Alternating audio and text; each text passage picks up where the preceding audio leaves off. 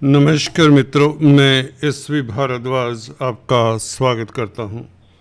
आज हम धनु राशि धनु लग्न की चर्चा करेंगे। दोस्तों, कल 19 जुलाई है। 26 जुलाई तक साप्ताहिक राशिफल में क्या कहते हैं सितारे, जानते हैं दोस्तों इस चर्चा से। दोस्तों, इस अवधि में एक बहुत बड़ा परिवर्तन और आपके लिए काफ़ी सुखद भी है। शुक्र का परिवर्तन होगा। शुक्र आपके सप्तम भाव में, यहाँ पर महाबली होते हैं शुक्र 7वें भाव में, क्योंकि जो काल पुरुष की कुंडली है उसमें शुक्र की ही तुला राशि आती है, तो शुक्र का बल यहाँ पर कई गुना बढ़ जाता है। वैसे भी 11वें भाव के मालिक हैं, लाभ स्थान के मालिक का सप्तम भाव में गोचर करना 26 जुलाई से। जी हाँ दोस्तों, इस सप्ताह के अंत, इस अवधि के अंत पर ये शुक्र 26 जुलाई यहाँ पर प्रवेश कर जाएंगे और गुरु के साथ दो शुभ ग्रह बहुत महत्वपूर्ण है। दोस्तों, यह गोचर, गुरु का गोचर आपके लिए पहले से शुभ है, सप्तम भाव में गोचर कर रहे हैं और साथ में अब शुक्र का साथ हो जाएगा। तो यह अवधि 26 जुलाई से तो निश्चित तौर से आपके लिए काफ़ी सुखद रहने वाली है। जहाँ तक इनकम की बात है, आय की बात है, आपकी मनोकामना की बात है, वह पूर्ण होती नज़र आ रही हैं, क्योंकि 11वां भाव मनोकामनाओं का है, इच्छाओं का है और इनकम का है। तो आपकी डेली इनकम तो बढ़ेगी और तरक्की इत्यादि के योग बनाता है ये शुक्र। दाम्पत्य जीवन बहुत उत्तम रहेगा, पारिवारिक स्थितियां बहुत बेहतरीन और सिंगल्स के शादी के योग भी बना देता है ये शुक्र, गुरु का योग। कहीं ना कहीं लव लाइफ आपकी बेहतर रहेगी, दाम्पत्य जीवन डेफिनेटली अति उत्तम रहेगा। शुक्र के प्रभाव के बारे में हम चर्चा करेंगे अलग से वीडियो में। अभी हम बात करते हैं आपके साप्ताहिक राशिफल की। कल 19 जुलाई से लेकर 26 जुलाई तक चंद्रमा क्या कहते हैं। दोस्तों, अगर आप पहली बार आए हैं इस चैनल पर, आपको बता दें ये राशिफल, साप्ताहिक राशिफल चंद्रमा के गोचर के हिसाब से हुआ करता है, जिसमें नक्षत्र और ग्रहों का प्रभाव समाहित करके हम आपके लिए राशिफल प्रस्तुत करते हैं। अंत में शुभ रंग, शुभ अंक, जेमस्टोन्स और उपायों की बात भी करते हैं और चर्चा के दौरान वैदिक ज्योतिष के कई सूत्र भी आपको बता दिया करते हैं। तो बिना स्किप किए हुए इस चर्चा को सुने, समझें, आप लाभान्वित होंगे। दोस्तों, अगर आप पहली बार आए हैं तो आपसे गुजारिश भी है, सब्सक्राइब करने के पश्चात बेल आइकन दबा दें, यही आपसे निवेदन रहेगा। कल चंद्रमा मेष राशि में 19 तारीख है। कल पंचम भाव का चंद्रमा वैसे ही बली होता है, क्योंकि यहाँ पर सूर्य की राशि सिंह आती काल पुरुष की कुंडली में, तो चंद्रमा को यहाँ पर वैसे ही बल मिल जाता है। त्रिकोण में बैठा हुआ चंद्रमा शुभ ही होता है। यहाँ पर आप कल रोमांटिक रहेंगे, रोमांस का भाव है। निश्चित तौर से मन का कारक जहाँ जाएगा तो मन की स्थिति कुछ वैसी ही होगी। हाँ, अगर आप छात्र हैं तो पढ़ाई में मन भी लगेगा। विद्या, बुद्धि और संतान का भाव है। यहाँ पर चंद्रमा का बैठना अचानक से आपको लाभ होता है। शेयर स्टॉक मार्केट वालों के लिए दिन खास उत्तम रहेगा। और कल की बात करें तो भरनी नक्षत्र में भी चंद्रमा होगा। दोस्तों, जब चंद्रमा शुक्र के नक्षत्र में हो, भरनी नक्षत्र का मालिक शुक्र है, तो इसका मतलब शुक्र से प्रभावित रहेगा ये चंद्रमा।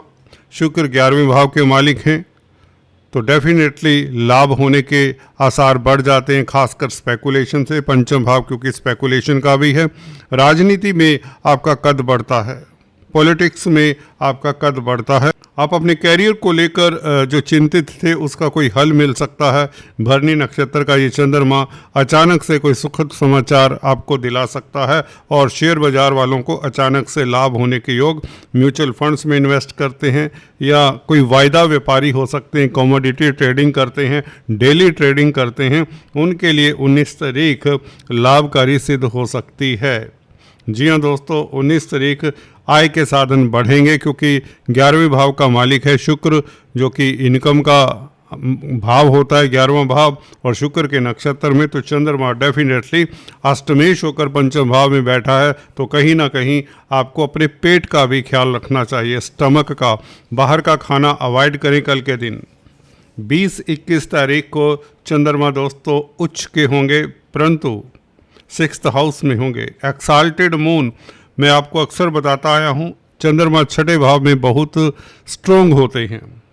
इस चंद्रमा को किसी दूसरे ग्रह की सहारे की ज़रूरत नहीं होती।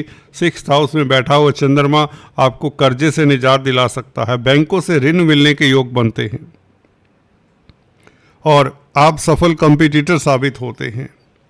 नौकरी में, व्यापार में आप काफ़ी दक्ष रहेंगे, या यूँ कहें आपकी क्वालिटीज़ में इम्प्रूवमेंट होता है। कहीं ना कहीं अष्टम भाव का मालिक भी है, चंद्रमा छठे भाव में बैठा हो तो आपके गोपनीय कष्ट दूर होते हैं। आप अपने गोपनीय जो शत्रु हैं उनके ऊपर हावी प्रभावी रहेंगे।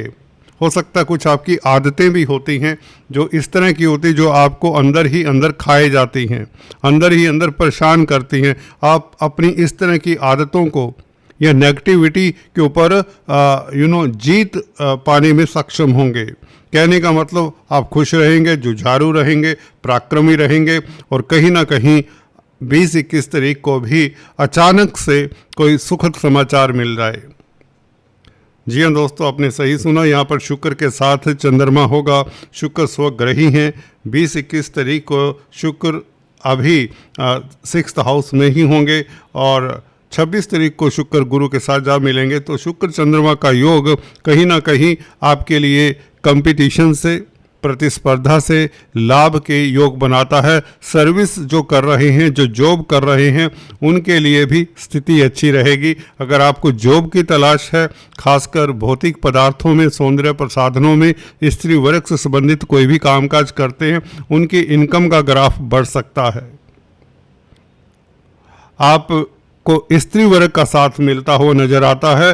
कहीं ना कहीं मन आपका हर्षित रहता है, आपका समय अच्छा बीतता है, पिकनिक के मूड में रहेंगे और कुछ ना कुछ आपको प्राप्ति होगी, या ये कहें कि आपकी डिज़ायर, कोई इच्छा आपकी पूर्ण होती है। शुक्र क्योंकि 11वें भाव में, 2 छठे भाव में है, परंतु अपनी राशि में है, कहीं ना कहीं धन मिल जाता है। ऋण की जो स्थिति है उसको लेकर अगर चिंतित हैं तो 20-21 तारीख एफर्ट करें, उस चिंता का हरण होगा। कहीं ना कहीं उस चिंता से आप उभर पाते हैं।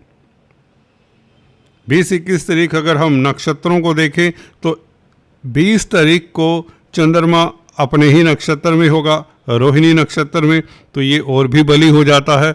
तो कोई ना कोई डेफिनेटली आपकी जो पीड़ा है, जो आप किसी से शेयर नहीं कर सकते, दुख दर्द है जो आप किसी से डिस्कस नहीं कर सकते, उस पीड़ा का कोई ना कोई आपको हल मिल जाता है, या यूँ कहें आपका गोपनीय कष्ट दूर होने के योग बनते हैं। स्वास्थ्य आपका अच्छा रहेगा। अगर आप कोई बड़ा इंस्टीट्यूट रन करते हैं, कोई ऑर्गेनाइजेशन के हेड हैं, संस्था के हेड हैं, तो 20-21 तारीख आपके लिए अच्छा है।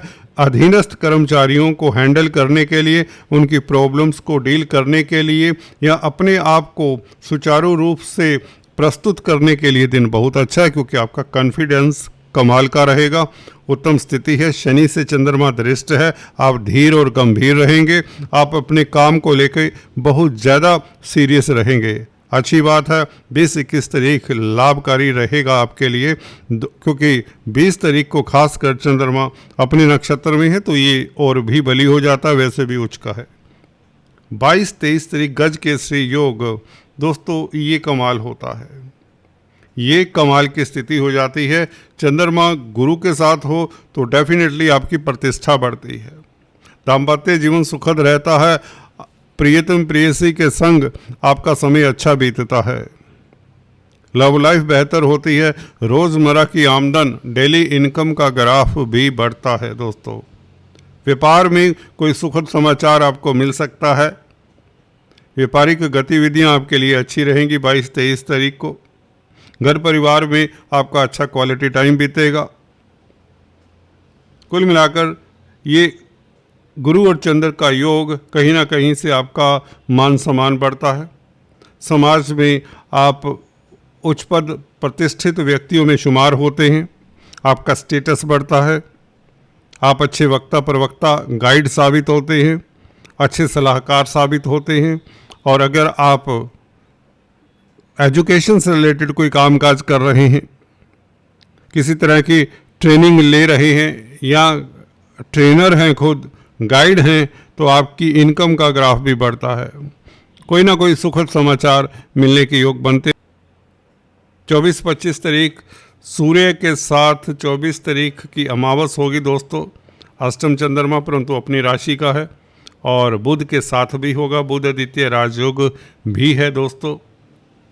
यहाँ पर एक और आपको बात बताना चाहता हूँ, अगर अमावस के दिन जब आपका चंद्रमा ऐसी स्थिति में हो, अष्टम भाव में हो, तो आपको अपने पितरों के निमित्त कुछ ना कुछ दान जाप करना चाहिए। इससे आपकी अगर कुंडली में पितर दोष है उसका शमन होता है। आपको ये बता दें, अमावस 24 तारीख सुबह 2:28 से शुरू होगी और 25 तारीख रात्रि 12:40 तक रहेगी। कहने का मतलब पूरा दिन 24 तारीख अमावस का दिन है। 24-25 तारीख आपको लंबी यात्रा अवॉइड करनी चाहिए, अपने इष्ट देव की आराधना करनी चाहिए, हो सके तो विष्णु भगवान की आराधना करें, आपका बौद्धिक बल अच्छा रहेगा, कार्यस्थल पर आ रहे तनाव दिक्कतें दूर होंगी। विष्णु भगवान की आराधना करें, ओम विष्णवे नमः इस मंत्र का जाप कर लिया करें तो ये बहुत अच्छा रहता है। वैसे भी सूर्य भगवान को अर्घ्य दें, ये भी बहुत अच्छा रहता है आपके लिए, क्योंकि सूर्य आपके भाग्य स्थान के मालिक हैं। तो कहीं ना कहीं आपके लिए ये दिन रूटीन के कार्यों के लिए ठीक है। कोई नया कमिटमेंट ना करें, कोई टेंडर या कॉन्ट्रैक्ट साइन ना करें, अच्छा रहेगा। 26 तारीख की बात करें तो चंद्रमा 26 तारीख तक दोपहर तक 3:51 तक तो अष्टम में ही रहेगा। उसके पश्चात यह मंगल केतु के साथ जा मिलेगा।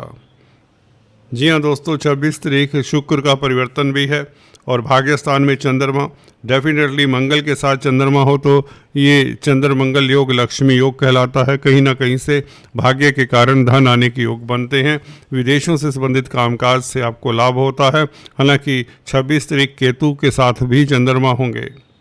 केतु चंद्रमा को ग्रहण लगाता है। 26 तारीख को आपको सुबह हो सके तो डॉग्स को फीड करना चाहिए, काले कुत्तों को। अगर काला कुत्ता आपको नहीं मिलता तो चींटियों को आटा शक्कर डालें और केतु के बीज मंत्र ओम केम केतवे नमः इस मंत्र का जाप 108 बार करें। अगर ये भी नहीं कर सकते तो मंदिर में एटलीस्ट नारियल चढ़ा दें। हनुमान जी की उपासना करना भी आपके लिए हितकर रहेगा और कहीं ना कहीं इनकम का ग्राफ भाग्य के कारण आपका बढ़ता हुआ नजर आता है। अकस्मात ढंग से कोई शुभ समाचार मिल सकता है। अच्छा योग है। शुक्र का नक्षत्र परिवर्तन हो चुका होगा 20 तारीख से, आपको बताया पिछले वीडियो में। शुक्र के नक्षत्र में केतु का नक्षत्र परिवर्तन हो चुका होगा 20 तारीख को शुक्र के नक्षत्र में, और इस स्थिति में केतु शुक्र का फल भी देगा। तो कहीं ना कहीं 26 तारीख को जैसे ही शुक्र गुरु के साथ मिलते हैं तो आप लोगों को बहुत बड़ा लाभ होने के योग बनते हैं, और ख़ासकर शेयर बाज़ार से, लॉटरी इत्यादि से आपको 26 तारीख को लाभ हो सकता है, जब चंद्रमा, केतु और मंगल साथ में होंगे। दोस्तों चलते चलते आपको lucky number, lucky colour, gem stones इत्यादि बता दें। आपके लिए अक्सर हम बताते हैं लकी नंबर की बात करें तो रहेगा लकी नंबर आपका दोस्तों 6, 15 और 24। लकी कलर आपके लिए रहेगा रेड। जेम स्टोन्स की बात करें तो आपके लिए बनता है पुखराज, येलो सफ़ायर, गुरु का स्टोन है, इसे ज़रूर धारण करना चाहिए। कोरल मंगल का स्टोन बनता है, इसे टेस्ट करके ही धारण करना चाहिए। और रूबी सूर्य का स्टोन बनता है, मानिक जिसे कहते हैं, इसे भी आप धारण कर सकते हैं। अगर सूर्य शनि के साथ है, अगर सूर्य मंगल के साथ है, अगर सूर्य राहु केतु के साथ है तो इस स्टोन को अवॉइड करें। दोस्तों आज इतना ही, फिर से मिलेंगे, तब तक के लिए stay tune. Thanks for watching this video.